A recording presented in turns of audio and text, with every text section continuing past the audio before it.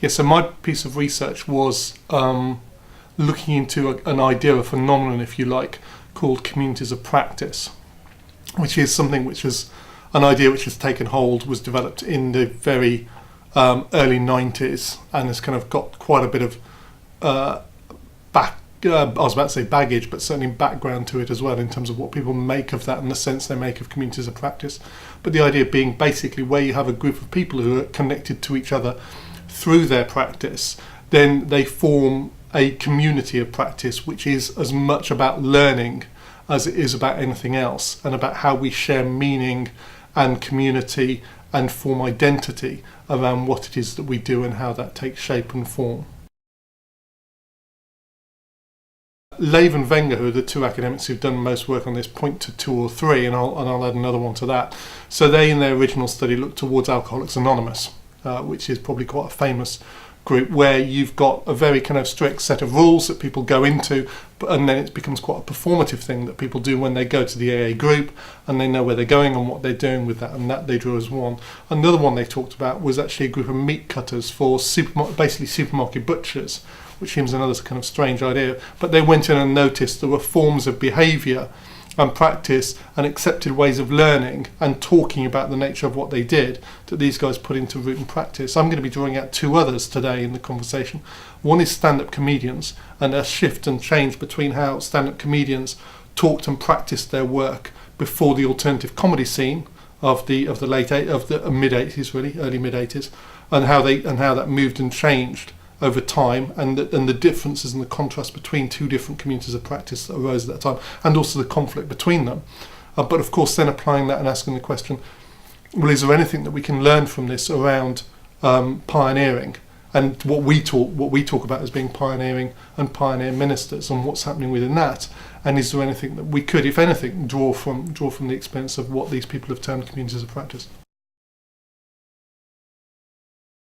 For me, I think why I think this is important for pioneers, or I think there's certainly a conversation to be had within pioneering, is we place historically, and goes back to my interest in doing this piece of research in the first place, was we tend to emphasise learning. I mean, this is very broad and very gross, but we tend to emphasise learning as being didactic. There's an expert at the front who talks about this stuff, and that we learn from the expert. It tends to be cognitive. Therefore, if I can get my head straight around this work, then my behaviour will change, and my behaviour will change according to what I've been told and what I've absorbed through my head. And it also tends to be quite individualistic. It's about you as an individual. You can do this in isolation and then go out and practice it in isolation as well.